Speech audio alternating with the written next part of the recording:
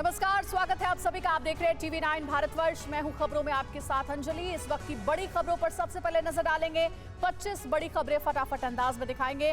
भजनलाल शर्मा ने राजस्थान के नए मुख्यमंत्री के रूप में ली शपथ। सांगानेर से पहली बार विधायक चुने गए हैं। शपथ ग्रहण कार्यक्रम में प्रधानमंत्री मोदी भी हुए शामिल। दिया कुमारी ने राजस्थान के डिप्टी सीएम पद की शपथ ली। दिया कुमारी जयपुर के विद्याधर नगर से विधायक हैं। प्रेमचंद बैरवा ने भी राजस्थान के उप मुख्यमंत्री पद के रूप में शपथ ली। वो प्रदेश में बीजेपी का दलित चेहरा रहे हैं। 2013 में पहली बार विधायक चुने गए थे। आज भजनलाल शर्मा का जन्मदिन भी है। पूर्व सीएम अशोक गहलोत ने अपने ट्वीट में भजनलाल शर्मा को जन्मदिन और शपथ ग्रहण की दोहरी बधाई दी। सीएम पद की शपथ लेने के लिए घर से निकलने से पहले भजनलाल शर्मा ने अपने माता पिता का आशीर्वाद लिया। पैर धोकर माता पिता को फूल माला पहनाई। डिप्टी सीएम प्रेमचंद बैरवा ने कहा कि उनकी सरकार राजस्थान में कांग्रेस के करप्शन की जांच करेगी और महिलाओं और दलितों की तरक्की के लिए काम करेंगे। दिल्ली पुलिस की एफआईआर से पता चला है कि सिक्योरिटी को चकमा देने के लिए आरोपी सागर ने लाइट खाकी कलर की सॉक्स पहनी थी। आपको बता दें कि पुलिस यूनिफॉर्म में भी लाइट खाकी रंग की मोजे पहने जाते हैं। संसद साजिश पर दर्ज दिल्ली पुलिस की एफआईआर से खुलासा हुआ है कि आरोपी सागर ने लेफ्ट जूते में कैविटी बनाकर कलर स्मोक छिपाकर रखा था। जूते में ज्यादा रबड़ भी लगाई गई थी। संसद साजिश को लेकर पुलिस हर एंगल से मामले की जांच कर रही है। पुलिस विजय चौक और संसद के आसपास का डंप कॉल डेटा भी खंगाल रही है। लखनऊ में संसद साजिश के आरोपी सागर शर्मा के घर से उसकी एक डायरी भी मिली है। डायरी में कई बागी बातें लिखी होने का दावा है। साथ ही डायरी से कई राज खुलने की भी उम्मीद की जा रही है। सूत्रों से मिली खबर के मुताबिक संसद स्मोक कांड की घटना में महेश को भी शामिल होना था, लेकिन घटना के बाद में उसे राजस्थान में ही रहकर फरार आरोपियों के रहने की व्यवस्था की जिम्मेदारी सौंपी गई थी। संसद साजिश के आरोपियों को संसद में ले जाकर सीन रिक्रिएट करवा सकती है स्पेशल सेल, ताकि यह पता लगाया जा सके कि किस तरह से सभी आरोपी संसद में दाखिल हुए। आरोपियों के साथ इसी शनिवार या रविवार को सीन रिक्रिएट करवाया जा सकता है, क्योंकि कोर्ट से स्पेशल सेल के आरोपियों को 7 दिन की रिमांड ही मिली है। स्पेशल सेल ने 50 मोबाइल नंबरों की एक लिस्ट तैयार की है, जिनसे पिछले 15 दिनों में इन आरोपियों ने बातचीत की थी। पता लगाया जा रहा है कि क्या संसद साजिश में कुछ और लोग तो शामिल नहीं थे। संसद की सुरक्षा में चूक मामले में 5वें आरोपी ललित झा ने देर रात दिल्ली में सरेंडर किया। खुद कर्तव्य पथ थाने पहुंचा था आरोपी ललित झा। वारदात के बाद संसद भवन से हुआ था फरार। ललित झा को लेकर एक और खुलासा हुआ है कि खबर है कि ललित झा ने संसद साजिश को लेकर 2 प्लान बनाए थे। एक प्लान फेल होने पर दूसरा प्लान तैयार था। पूछताछ में पता चला है कि आरोपी ललित ने ही अपने 4 साथियों के फोन को राजस्थान में नष्ट करके फेंक दिया था। ललित के पास आरोपी अमोल, मनोरंजन, सागर और नीलम के फोन थे। आरोपी ललित से पूछताछ में कई खुलासे हुए हैं। ललित ने बताया है कि कई महीनों पहले से ही संसद कांड की साजिश रची जा रही थी। उसने बताया कि संसद में एंट्री के लिए पास की व्यवस्था करने में परेशानी हो रही थी। सुप्रीम कोर्ट अब महुआ मोइत्रा की याचिका पर 3 जनवरी को सुनवाई करेगा। सांसदी रद्द होने के मामले में टीएमसी नेता महुआ मोइत्रा ने सुप्रीम कोर्ट में याचिका दाखिल की थी। मथुरा शहीदगाह मामले में मुस्लिम पक्ष को सुप्रीम कोर्ट से झटका लगा है। सुप्रीम कोर्ट ने हाई कोर्ट के सर्वे के आदेश पर रोक लगाने से इनकार कर दिया है। मुस्लिम पक्ष से कोर्ट ने अलग से याचिका दाखिल करने को भी कहा। विपक्ष के हंगामे के बाद लोकसभा राज्यसभा में की कार्यवाही को सोमवार तक के लिए स्थगित कर दिया गया है। विपक्ष संसद साजिश पर पीएम मोदी और अमित शाह के बयान की मांग कर रहा है। लोकसभा राज्यसभा से निलंबन पर सांसदों ने संसद में गांधी प्रतिमा के सामने मौन रहकर प्रदर्शन किया। संसद स्मोक कांड में सदन में हंगामे के चलते विपक्ष के 14 सांसद कल निलंबित किए गए थे। लोकसभा में कांग्रेस सांसद अधीर रंजन ने संसद स्मोक मामले को लेकर पीएम मोदी के बयान की मांग की है। उनका आरोप है कि खुफिया इनपुट था कि सदन पर हमला होने वाला है। अमित मालवीय ने अपने ट्वीट में ममता बनर्जी से कहा, आप संसद साजिश के आरोपी ललित झा के अपनी पार्टी विधायक तापस रॉय के साथ रिश्तों पर चुप नहीं रह सकती। और फ्यूचर ऑफ न्यूज अवार्ड्स 2023 में बजा टीवी 9 भारतवर्ष का डंका। सभी को पीछे छोड़ते हुए 21 अवार्ड अपने नाम किए। और अब बात करेंगे सबसे बड़ी खबर की, संसद स्मोक कांड। जी हां, संसद साजिश को 51 घंटे बीत चुके हैं। अब तक 6 आरोपी गिरफ्तार हो चुके हैं, जबकि 2 आरोपी हिरासत में हैं। आरोपियों से पूछताछ में कई जानकारी सामने आ रही है। पुलिस हर उस सुराग का पीछा कर रही है जो इस साजिश की जड़ और जाल तक पहुंचा सके। सागर की लाल डायरी भी सामने आ चुकी है, जिसको जांच एजेंसियां डिकोड करने में जुटी हैं। इस बीच कई बड़े खुलासे भी हुए हैं। तो आपको बड़ी खबर बता दें, ललित झा की पटियाला हाउस कोर्ट में पेशी आज होनी है और स्पेशल सेल की टीम ललित को लेकर के निकल गई है। ये बड़ी अपडेट है। ललित झा को कोर्ट में पेशी के लिए लेकर के निकल गई है टीम और संसद स्मोक कांड का आरोपी है ललित झा। कल ललित झा ने खुद ही थाने में जाकर के सरेंडर किया था और ललित के बारे में ऐसा कहा जाता है कि यही मास्टरमाइंड है, यानी कि इस पूरी घटना की प्लानिंग ललित झा ने ही की थी। तो संसद स्मोक कांड का आरोपी है ललित झा और अपडेट ये मिल रही है कि टीम निकल गई है। आज ललित झा को कोर्ट में पेश किया जाना है और पेशी के लिए लेकर के निकल गई है ललित को लेकर के टीम। ये बड़ी अपडेट आपको दे रहे हैं। ललित झा की पटियाला हाउस कोर्ट में आज पेशी होगी।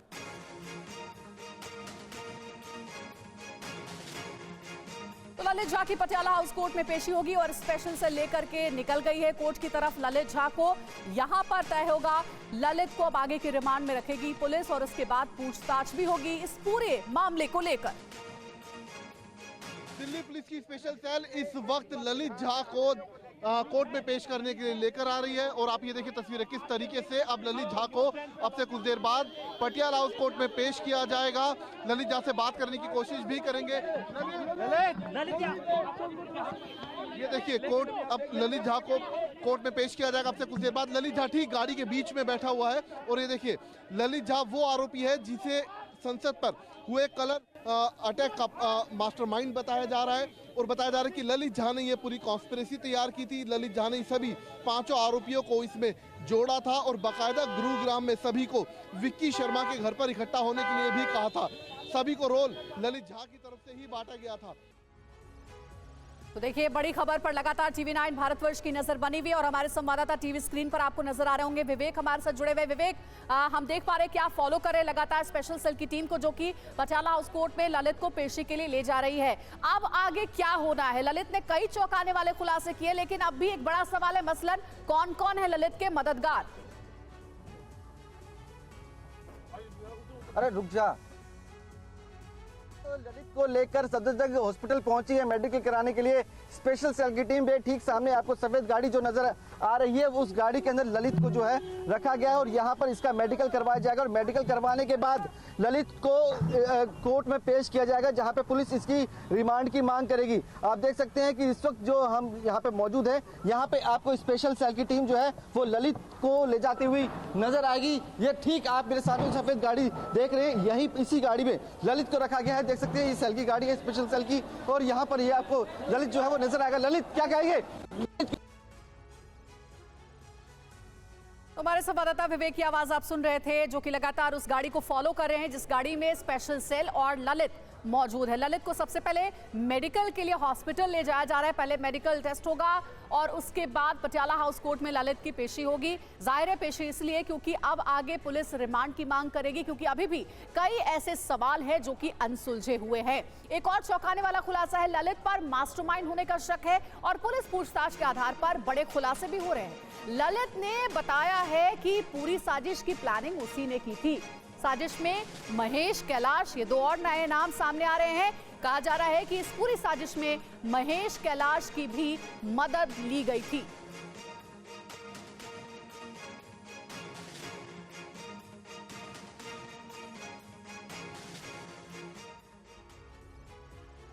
तो सबूतों का इशारा, मास्टरमाइंड ललित झा, ये है बड़ा सवाल। देखिए पूरी साजिश का प्लान बनाया, संसद भवन के बाहर ललित मौजूद था, साथ ही नीलम और अमोल के प्रोटेस्ट की उसने वीडियो भी बनाई क्योंकि वो वहीं पर मौजूद था कैमरा लेकर के। नीलम और अमोल के पकड़े जाने पर वो फरार हो गया, वहां से भाग गया। चारों दोस्तों के फोन लेकर के वो बच निकला। दिल्ली से फरार होकर के वो पहुंच गया राजस्थान।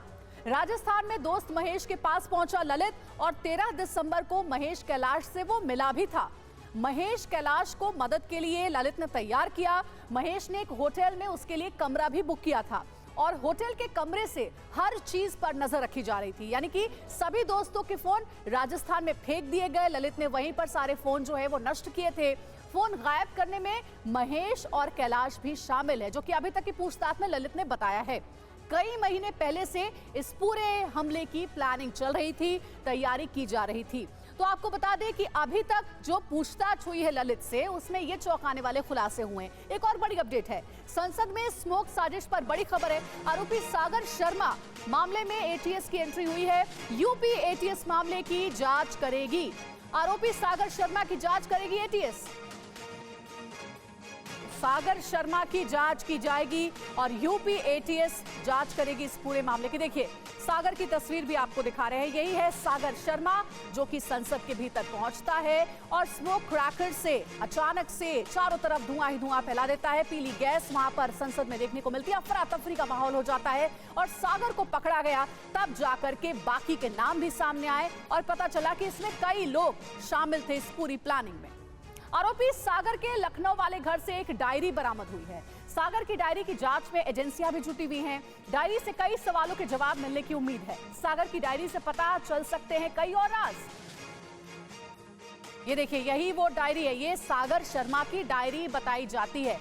इस डायरी में सागर ने खुद से जुड़ी कई बातें लिखी थी और कहा जा रहा है कि इस डायरी के जरिए कई राज पता चल सकते हैं, जो कि इस पूरे हमले को लेकर के एक बड़ी साजिश की तरफ इशारा करते हैं। तो ये वो जो डायरी हम दिखा रहे हैं आपको, वो जरा यहाँ पर क्लियरली आपको दिखाते हैं। बिग वॉल पर जरा गौर से देखिएगा। यही वो डायरी है जिसमें कि बहुत सारे जो नोट्स हैं वो सागर शर्मा ने बनाए थे। बहुत सारी बातें लिखी थी, रोजमर्रा की जिंदगी से भी जुड़ी हुई कुछ कविताएं भी लिखी थी। डायरी से कई सवालों के जवाब जांच एजेंसियों को मिल सकते हैं। मसलन सागर की डायरी से पता चल सकते हैं कई राज। हालांकि थोड़ा ब्लर है, लेकिन कुछ आपको समझ में भी आ रहा होगा। कुछ कोट्स लिखे गए हैं, कुछ ऐसे नोट्स बनाए थे सागर ने इस डायरी में, और अब ये डायरी जो है वो जांच एजेंसियों के पास है। इसकी पूरी इन्वेस्टिगेशन हो रही है। कहा यह जा रहा है कि इस डायरी में कई ऐसी बातें लिखी हुई जो कि ये इशारा कर रही थी कि कोई बड़े हमले की संसद में प्लानिंग चल रही थी, जिसमें कि सागर के साथ कई और लोग शामिल थे। सागर की लाल डायरी से खुलेंगे साजिश के कई राज। यह है बड़ा सवाल, डायरी में क्या है।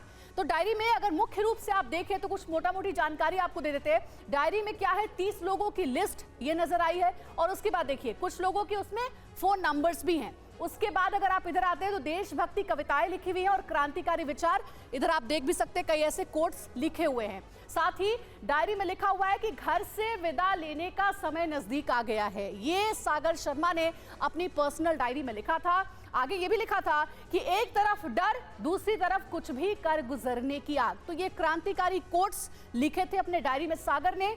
लाल डायरी से सागर के कई राज खुल सकते हैं। अब ये डायरी जो है वो इन्वेस्टिगेशन टीम के पास है। जरूरी बात क्या है, अगर आप डायरी पर गौर करेंगे तो इसमें जांच एजेंसियां डायरी में लिखी बातों को डिकोड कर रही है, समझ रही है कि आखिर सागर क्या सोच रहा था, क्या उसके मन में चल रहा था संसद पर इस पूरे हमले को लेकर के। और हमारे संवाददाता विवेक भी हमारे साथ इस वक्त जुड़ गए हैं और प्रीति भी लखनऊ से हमारे साथ जुड़ गई। प्रीति का फिलहाल रुख करते हैं। प्रीति, लखनऊ जहां पर सागर रहता था वहां पर भी जांच एजेंसियां पहुंची है। उसके घर पर कई ऐसे दस्तावेज मिले हैं जिसमें कि ये डायरी भी शामिल है। क्या ये पता चल पाया है कि सागर लखनऊ में और लोगों के संपर्क में था जो कि संसद साजिश में शामिल थे? देखिए, मैं आपको बता दूं कि जो सागर की जो डायरी मिली है उसमें कई अहम बातें लिखी हुई हैं और उसमें 30 लोगों के नंबर्स लिखे गए हैं। 30 लोगों के नाम हैं और नंबर हैं और कुछ कोड वर्ड का भी यूज़ किया गया है, जिसको खंगालने में जो है वो जांच एजेंसियां लगी हुई हैं कि इन कोड वर्ड का मतलब क्या है। और साथ ही इसकी जो डायरी में जो मुख्य बातें लिखी हुई हैं वो एक क्रांतिकारी जैसी बातें उसने लिखी हैं। वो भगत सिंह को फॉलो करता था, भगत सिंह का फैन था और उसके कई बार इस तरीके के जो गेटअप हैं वो सामने आते थे। कई फोटोग्राफ्स उसकी आई हैं जो उसने हूबहू भगत सिंह का पूरा गेटअप उसने लिया है। और उसके जो लोगों से हमारी बात हुई थी, उसके परिवार के लोगों से, उसके दोस्तों से, लोगों से जो हमारी बात हुई थी, तो वो ये कहते थे कि जब यहाँ पे 15 अगस्त हो, 26 जनवरी हो या कोई भी प्रोग्राम हो तो उसमें जो है वो सागर जो है वो भगत सिंह का जो गेटअप है वो उसको कॉपी करता था। और कई दिनों तक ऐसी ही, जैसे भगत सिंह जी की मूछें थी वैसे लगाकर कॉलोनी में घूमता था। बाकी जो इसकी जो डायरी मिली है उसमें एक और अहम बात लिखी है, उसमें उसने साफ किया है कि अब विदा लेने का समय आ चुका है, कुछ क्रांतिकारी करना है। और साथ ही उसका जो फेसबुक अकाउंट है, जो फेसबुक वॉल है, उसमें भी कई जगह उसने लिखा है कि अगर अब इतिहास लिखने की बात है, इतिहास बनाने की बात है। और उसने एक चीज़ और लिखी है, उसमें लिखा है कि अगर हम डरेंगे तो कुछ भी कर नहीं पाएंगे, जब हम डरेंगे उस डर जब हम छोड़ देंगे उसके आगे ही कुछ कर पाएंगे। और काश मैं ये सारी बातें अपने माँ बाप को बता पाता और मैं अपनी माँ बाप को ये सारी बातें समझा पाता। लेकिन एक बात और अहम है, जब हम TV9 उनके घर पे पहुंचा था, उनकी माँ से हमारी बातचीत हुई थी, तो उनकी माँ ने ये ज़रूर हमसे कहा था कि सागर जब यहाँ से गया था तो वो हमको बता के गया था। उसने कहा था कि मैं दिल्ली जा रहा हूँ और दिल्ली में किसी प्रदर्शन में शामिल होगा। हालांकि उन्होंने ये नहीं कहा कि वो संसद में प्रदर्शन में शामिल होने के लिए जा रहा है, ये इसकी जानकारी उनकी माँ को नहीं थी, ऐसा उनका माँ का कहना है। लेकिन हाँ, इतनी जानकारी उनके घर वालों को ज़रूर थी कि वो दिल्ली गया है और किसी प्रदर्शन में शामिल होने के लिए। यानी कि प्रीति, घर वाले अनजान थे कि सागर शर्मा आखिर क्या करने वाला है, किस प्लानिंग में शामिल है। बहुत शुक्रिया हमारे साथ जुड़ने के लिए। और ये देखिए, सफदरजंग अस्पताल के भीतर की तस्वीर आपको दिखा रहे हैं, जहां ललित को मेडिकल चेकअप के लिए लाया गया है। कोर्ट में पेशी से पहले ललित का पहले मेडिकल चेकअप होगा और उसके बाद स्पेशल सेल की टीम पटियाला हाउस कोर्ट में उसकी पेशी करेगी। संसद साजिश को 48 घंटे बीत चुके हैं। अब तक 6 आरोपी गिरफ्तार भी हो चुके हैं, 2 हिरासत में हैं, जिनसे की पूछताछ चल रही है। बड़ा सवाल यह है कि आखिर इस पूरी साजिश का मास्टरमाइंड कौन है। इस सवाल का जवाब फिलहाल पुलिस भी तलाश रही है। पुलिस हर उस सुराग का पीछा कर रही है जो इस साजिश की जड़ और जाल तक पहुंचा सके। क्या असल साजिशकर्ता ललित झा ही है, या फिर सामने दिख रहा हर चेहरा सिर्फ एक मोहरा है और असल किरदार पर्दे के पीछे से पूरा खेल कंट्रोल कर रहा है। आज TV9 पर हम कई ऐसे खुलासे करने वाले हैं जो इस साजिश की गहरी जड़ों को उखाड़ देंगे, पर्दे के पीछे छिपे चेहरे बेनकाब कर देंगे। और बड़ी खबर यह है कि दिल्ली पुलिस की FIR से एक बड़ा खुलासा हुआ है। सागर ने जूते में कैविटी बनाकर रखी थी स्मोक स्टिक, किसी को शक ना हो इसलिए जूते में एक्स्ट्रा रबड़ भी लगाई गई थी। ये देखिए, यही है सागर शर्मा का जूता, जिसमें उसने कैविटी बनाया था, एक होल बनाया था और उसके बाद उसमें स्मोक स्टिक रखी गई थी। सागर ने खाकी रंग के मोजे पहने थे, खाकी रंग के मोजे पहने गए थे। सुरक्षा जांच को चकमा देने के लिए पहनी थी खाकी रंग की सॉक्स। तो ये सागर शर्मा का जूता, और इसे जो सुरक्षा कर्मी थे वो पकड़ नहीं पाए क्योंकि इसमें कैविटी बनाया गया था, एक होल क्रिएट किया गया था इस जूते में, और इसी में स्मोक स्टिक छिपा करके रखा गया था और स्मोक क्रैकर से हमला किया गया था संसद के भीतर। अब जाकर के जब सागर पकड़ा गया है, इन्वेस्टिगेशन चल रही है, तो पूरे मामले का खुलासा हो रहा है। तो दिल्ली पुलिस की FIR आरोपी सागर पर 4 बड़े खुलासे हुए, जल्दी से आपको बता देते हैं। खुलासा नंबर 1 पर गौर करिएगा। सबसे पहले, लेफ्ट जूते में कैविटी बना करके स्मोक स्टिक रखी थी सागर ने। ये जूता भी हमने आपको दिखाया कि किस तरीके से पूरी साजिश थी, सुनियोजित तरीके से इसे अंजाम दिया गया। खुलासा नंबर 2 है, जूते में एक्स्ट्रा रबड़ लगाई गई थी ताकि कि किसी को शक ना हो सके, किसी को डाउट ना हो सके। खुलासा नंबर 3, सुरक्षा जांच से बचने के लिए खाकी रंग के सॉक्स पहने गए थे। पुलिस वाले भी यूनिफॉर्म के साथ खाकी रंग के ही सॉक्स पहनते हैं। खुलासा नंबर 4 है, जूते की जांच नहीं होती है, रेकी से पता चला। तो देखिए, ये पता चला कि जूते की जांच नहीं हो सकती थी, इसीलिए सुनियोजित तरीके से पहले तो रेकी की गई थी संसद भवन की और उसके बाद प्री प्लान तरीके से इस पूरी घटना को अंजाम दिया गया था। ज्यादा जानकारी के साथ हमारे संवाददाता जितेंद्र शर्मा हमारे साथ जुड़ गए, उनका रुख करेंगे। जितेंद्र, कई अहम खुलासे हुए हैं जिसमें इन सबको ये पता था कि अगर जूते के अंदर कैविटी बना करके अगर स्मोक स्टिक लेकर जाते हैं तो ये सुरक्षाकर्मी नहीं पकड़ पाएंगे। रेकी भी की गई थी, सुनियोजित तरीके से पूरी घटना को अंजाम दिया गया था। अभी तक कौन कौन से बड़े खुलासे हुए हैं? जी बिल्कुल, देखिए, महेश से लगातार पूछताछ की जा रही है, ललित झा से लगातार पूछताछ की जा रही है और साथ ही पता लगाया जा रहा है कि आखिरकार संसद भवन के अंदर घुसने की जो पूरी साजिश थी कब तैयार हुई। दरअसल जो अब तक के सबूत पुलिस के हाथ लगे उससे कहीं ना कहीं पूरी तरीके से साफ हो गया है कि साजिश कोई नई नहीं है। पिछले 6 महीने से लोग लगातार टारगेट करने की कोशिश कर रहे थे। बजट सेशन के दौरान बाकायदा रेकी की गई, जानने की कोशिश की कि आखिरकार किस रास्ते से, किस तरीके से ये लोग संसद भवन के अंदर तक घुस सकते हैं। साथ ही पास बनवाया गया एक एमपी के नाम से। इसके अलावा जूते में कैविटी तैयार की गई। ये जो कैविटी थी जूते के अंदर बाकायदा लखनऊ में तैयार करवाई गई और उसके अंदर जो कैविटी तैयार की गई और ठीक उसी माप की कराई गई जितना कि वो स्मोक कलर होता है। उसके अलावा खाकी रंग के मोजे पहने गए। उसके पीछे मंशा ये थी कि अगर अंदर जाते हुए सपोज अगर इनको कोई अधिकारी पकड़ता है, हालांकि उन्हें पहले से जानकारी थी कि जूतों की अच्छे से चेकिंग नहीं होती है, लेकिन अगर कोई चेकिंग करता है तो कहीं ना कहीं उनको ऐसा लगे अधिकारी को कि जैसे पुलिसकर्मी है तो हो सकता है उसको छोड़ दे। तो अपनी तरफ से पूरी फुल प्रूफ तैयारी की गई थी और उसके बाद ही इस पूरी साजिश को एग्जीक्यूट किया गया। तो फिलहाल पुलिस तमाम एंगल पर तफ्तीश कर रही है। महेश से लगातार पूछताछ की जा रही है, कैलाश से पूछताछ हो रही है, ललित झा से देर रात तक पूछताछ की गई और पता लगाया कि आखिरकार क्या इसमें जो मेन फेस है, जो मेन साजिश करता है, जो मास्टरमाइंड है, वो ललित ही है या फिर उसके ऊपर। ठीक है जितेंद्र, हमारे साथ आप बने रहिएगा, आगे भी आपका रुख करेंगे। एक और बड़ी अपडेट है, आरोपी ललित को सफदरजंग अस्पताल लेकर के पुलिस पहुंची है और पेशी से पहले आरोपी ललित का मेडिकल चेकअप होगा। हमने थोड़ी देर पहले आपको तस्वीर भी दिखाई थी सफदरजंग अस्पताल के भीतर से, जहां पर ललित को ले जाया गया है और वहां सबसे पहले उसका मेडिकल चेकअप किया जाएगा कि वो पूरी तरीके से फिट है या नहीं, और उसके बाद पटियाला हाउस कोर्ट में उसकी पेशी होगी। ये देखिए उसी दौरान की तस्वीर है, आप देख सकते हैं ललित को जो स्पेशल सेल की टीम है वो मीडिया से बचाते हुए ले जाती हुई और उसके बाद मेडिकल चेकअप के लिए, मेडिकल टेस्ट के लिए लाया गया है सफदरजंग अस्पताल में ललित को और उसके बाद कोर्ट में पेशी होगी। कल ललित झा ने सरेंडर किया था और ललित झा को लेकर बहुत बड़ा खुलासा हुआ है। संसद सेंध के लिए ललित ने बनाए थे 2 प्लान, सोर्सेस के हवाले से जानकारी है। एक प्लान फेल होने पर दूसरा प्लान तैयार था। तो देखिए बहुत बड़ी खबर है सूत्रों के हवाले से कि संसद में सेंध मामले में संसद पर हमले को लेकर के इन सभी ने मिलकर के कुल 2 प्लान बनाए थे कि अगर पहला प्लान फेल हो जाता है तो दूसरे प्लान के तहत हमला किया जाएगा।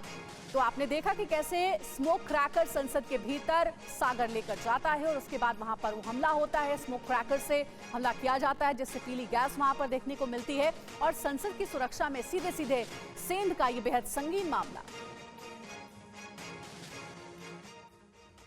तो सूत्रों के मुताबिक ललित को हर हाल में अपनी बात पहुंचानी थी, जिसके लिए 13 दिसंबर के लिए 2 प्लान बनाए गए थे, प्लान ए और प्लान बी। ये देखिए ग्राफिक्स के जरिए आपको अच्छे ढंग से हम बता रहे हैं कि क्या था प्लान। प्लान ए के तहत संसद के अंदर मनोरंजन डी और सागर शर्मा को जाना था क्योंकि दोनों के पास एंट्री पास थी और एंट्री पास रहेगी तभी वो संसद के भीतर दाखिल हो सकते हैं। अमोल और नीलम को कहा गया था कि वो ट्रांसपोर्ट भवन के पास से संसद के करीब जाएंगे और वहां कलर बम जलाएंगे। पूछताछ में यह भी खुलासा हुआ है कि प्लान ए फेल होने पर प्लान बी को अंजाम दिया जाएगा। मसलन अगर किसी वजह से नीलम और अमोल संसद के करीब नहीं पहुंच पाते तो उनकी जगह पर महेश और कैलाश दूसरी तरफ से संसद के करीब जाते और मीडिया के कैमरों के आगे कलर बॉम्ब जलाते और नारेबाजी करते। ये दोनों प्लान थे इन सभी के। 12 दिसंबर की रात ही जब महेश और कैलाश गुरुग्राम में विक्की के घर नहीं पहुंचे तो अमोल और नीलम को हर हाल में इस काम का जिम्मा सौंपा गया था, ये काम करने का जिम्मेदारी दी गई थी और इसके बाद ललित ने छिपने का प्लान बनाया था। तो देखिए प्री प्लान में 6 महीने से ये पूरी प्लानिंग चल रही थी, प्लान ए और प्लान बी की। जितेंद्र हमारे सहयोगी हमारे साथ जुड़े हुए। जितेंद्र, इससे तो यही पता चलता है कि हर हाल में संसद की बरसी वाले दिन इन सभी को हमला करना ही था, क्योंकि एक नहीं बल्कि इनके पास तो 2 प्लान तैयार थे।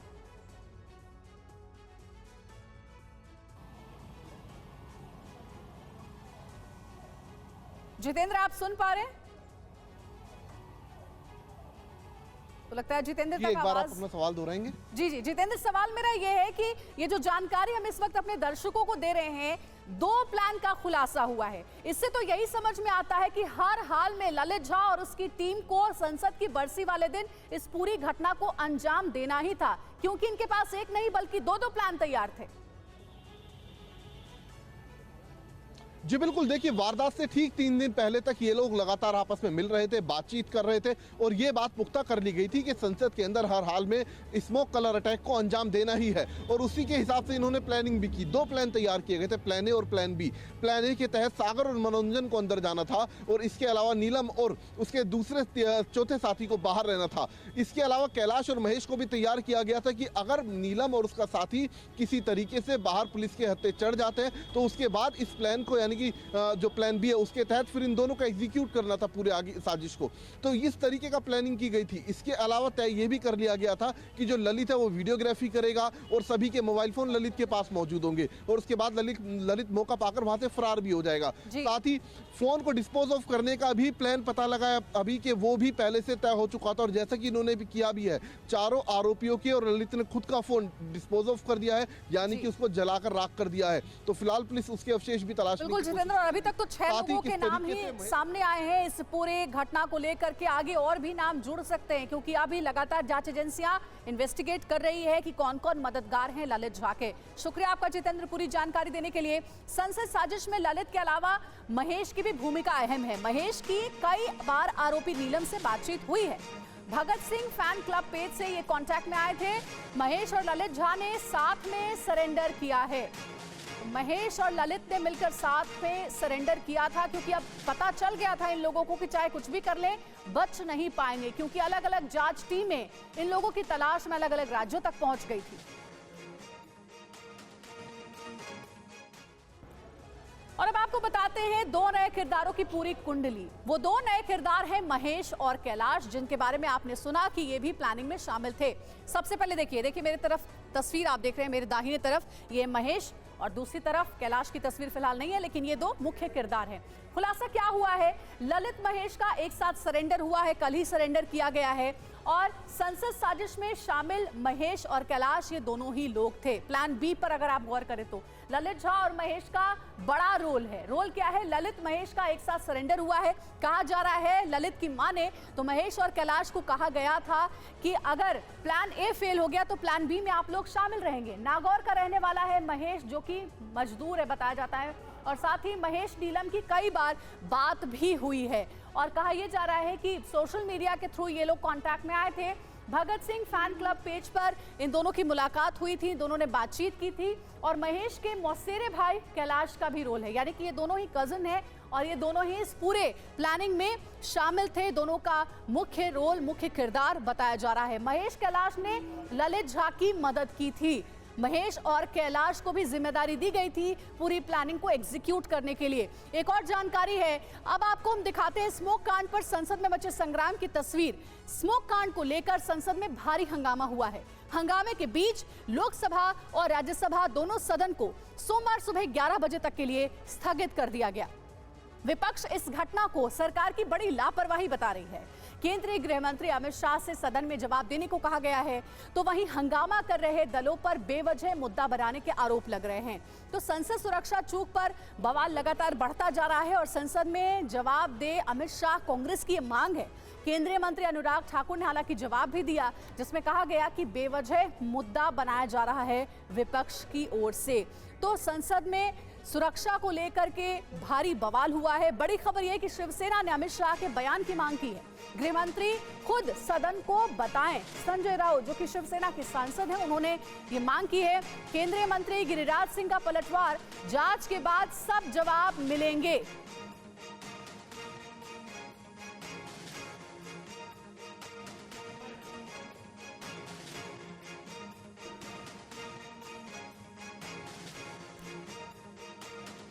तो देखिए, एक और जहां विपक्ष मांग कर रहा है कि गृह मंत्री अमित शाह संसद सुरक्षा चूक मामले पर बयान दे, सदन के भीतर बोले, तो वहीं दूसरी तरफ केंद्रीय मंत्री गिरिराज सिंह ने पलटवार किया और कहा है कि थोड़ा इंतजार करिए, जांच के बाद सबको जवाब मिल जाएगा। तो वहीं केंद्रीय मंत्री अनुराग ठाकुर ने भी जवाब दिया। विपक्ष को कहा है अनुराग ठाकुर ने कि बेवजह इसे मुद्दा बना रही है विपक्ष, जांच चल रही है।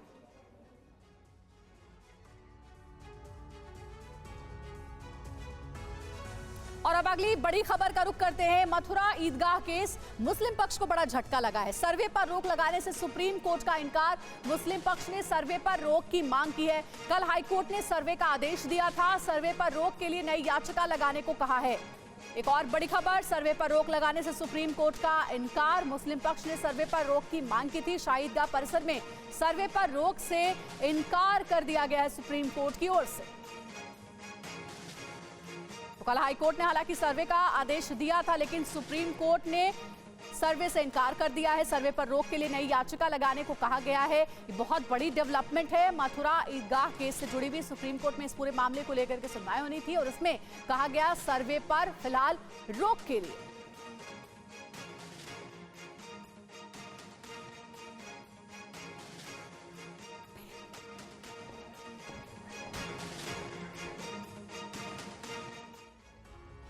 तो हाईकोर्ट के जिस फैसले पर सुप्रीम कोर्ट ने रोक लगाने से इनकार किया है, वो फैसला क्या है, असर क्या होगा, ये सब हम आपको बताएंगे। ज्ञानवापी जैसा सर्वे सच सामने आएगा। इलाहाबाद आगे क्या होगा, इलाहाबाद हाईकोर्ट का फैसला, ये है सबसे बड़ा सवाल। देखिए, विवादित जगह पर सर्वे को मंजूरी मिली, विवादित स्थल का सर्वे होगा। उसके बाद यह हुआ कि कोर्ट कमिश्नर की नियुक्ति का आदेश और कोर्ट कमिश्नर साक्ष्य यानी कि सबूत जुटाएंगे, एविडेंस जुटाने की बात कही गई।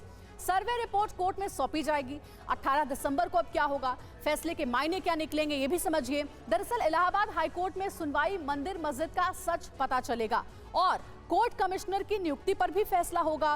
कोर्ट कमिश्नर की टीम में कौन होंगे ये भी तय होगा।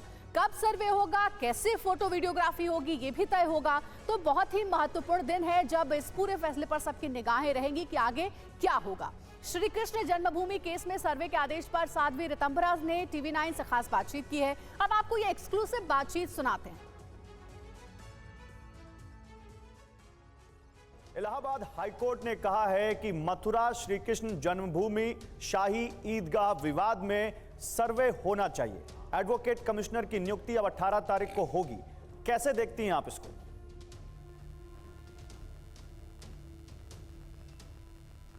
मैं इसको सत्य की जीत के रूप में देखती हूँ। हमारी आस्थाओं के, श्रद्धाओं के केंद्र पे हमने बहुत समय से पराभवी युग के प्रतीकों को झेला है और अब न्याय के रास्ते पर हम खड़े हैं। दरवाजे खटखटाए थे और हमको ये अधिकार मिला कि सत्य और झूठ के बीच में निर्णय हो जाना चाहिए। और गौरव जी, आप जानते हो, जब सूर्य का उदय होता है तो रात स्वतः विदा हो जाती है, क्योंकि सत्य जो है श्री कृष्ण जन्मभूमि का, वो सूर्य की तरह प्रकाशित है। कुछ लोग आंख मूंद के उस सत्य को देखना नहीं चाहते, लेकिन अभी हमें बहुत प्रसन्नता है और आशा भी है कि सत्य की ही जीत है, फिर से रहेगी। रवि उदय पर रात ये खुद ही कहेगी, ऐ निशाचर मैं नहीं तो तू कहाँ है, किंतु घृत के वास्ते दधी तो बिलोना ही पड़ेगा। आप जानते हो कि किसी प्राप्ति उपलब्धि के लिए संघर्ष करना पड़ता है और हम लोग न्याय के रास्ते पर हैं। न्याय की व्यवस्था पे हमें विश्वास है और सर्वेक्षण का ये जो निर्णय हुआ है, ये निश्चित रूप से श्री कृष्ण जन्मभूमि के साथ जुड़े हुए कोटि कोटि अनंत अनंत लोगों के हृदय को बहुत प्रसन्नता दे रहा है। हम सब लोग बहुत प्रसन्न हैं। और आप जानते हो गौरव जी, सनातनी जगत जो है, हिंदू जगत जो है, वो कभी अनाधिकार चेष्टा नहीं करता। हम कभी किसी दूसरे के सीमा को लांघते नहीं हैं। लेकिन जब हमारी आस्था, श्रद्धा, हमारी ये जो भारत भूमि है, इसके सत्य को नकारने का प्रयास होता है, कुत्सित प्रयत्न होता है, तो बहुत पीड़ा होती है। लेकिन कल का जो निर्णय आया है, उससे पूरे आस्थावान जगत में, सनातन के जगत में बहुत प्रसन्नता है। मैं आपको गौरव जी एक बात निवेदन करना चाहती हूँ आपके चैनल के माध्यम से, कि कुछ सच है जो सबको स्वीकार करनी चाहिए। भारत भूमि पे जितने लोग हैं, ये सब भारतवंशी हैं और भारतवंशियों का अपनी जड़ों से जुड़ना ही श्रेयस्कर है। लेकिन कुछ दुराग्रह है, कुछ गंदी भावनाएं हैं, कुछ राजनीति है, मुझे समझ नहीं आता क्या है। लेकिन ये बात सत्य है कि अयोध्या का सत्य, काशी विश्वनाथ का सत्य और मथुरा की कृष्ण जन्मभूमि का सत्य शायद विरोधी, विपक्षी वो भी जानते हैं, लेकिन दुराग्रह बहुत है जिसके कारण बहुत पीड़ा होती है।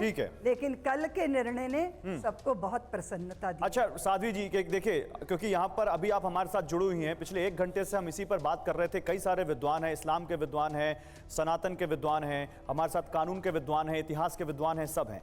उन्होंने कुछ अपने तर्क रखे हैं। मैं उन्हीं तर्कों के आधार पर आपसे सवाल लेना चाहता हूं। जो विरोधी पक्ष है वो ये कह रहा है, जिसको आपने न्याय का संघर्ष बताया उसको वो राजनीति बता रहे हैं। और वो कह रहे हैं कि ये राजनीति से प्रेरित है ये पूरा मामला, वरना यहां कोई विवाद है ही नहीं। इस पर आपका क्या कहना है? गौरव जी, आप देखिए, हम हमारे जन्मभूमियाँ जो हमारी भगवान कृष्ण और श्री राम की हैं, उसका संघर्ष तब से चल रहा है जब से ये स्थान हमसे छीने गए। 500 साल तक अयोध्या का संघर्ष चला है। क्या आप इसको राजनीति कहेंगे? ये आस्था के सवाल थे। लोगों ने गांव में पगड़ियां नहीं पहनी, पैरों में जूते नहीं पहने, वो पराभवी युगों के प्रतीक के सामने भी अपना सर झुकाते रहे। वो राजनीति थी क्या? राजनीति के कारण बलिदान नहीं होते हैं। हाँ, राजनीति पार्टियां जब पक्ष विपक्ष में खड़ी होती हैं तो उसके लाभ हानि जरूर लेती हैं, लेकिन इतने बड़े समाज की आस्था को राजनीति के छोटे से दायरे में बांध के देखना ये किसी के लिए भी उचित नहीं है। ये बहुत संकुचित दृष्टिकोण है। इसीलिए बहुत सारा समाज बहुत उपराम रहता है, राजनैतिक बातों से उपराम रहता है, लेकिन वो अपनी आस्था से बंधा रहता है। और क्योंकि आस्था और श्रद्धा, अपनी परंपरा का निर्वहन करना, ये जीवन मरण का ही सवाल नहीं है, ये जीवन के अंत के बाद के अनंत की यात्रा का प्रश्न है। लेकिन साध्वी जी, साध्वी ऋतंभरा जी, चुपचाप जुड़ा हुआ है और वर्षों वर्षों पीड़ा भी झेलता है, वेदना को व्यक्त भी नहीं करता, लेकिन अपनी निष्ठा अपने हृदय में रखता है।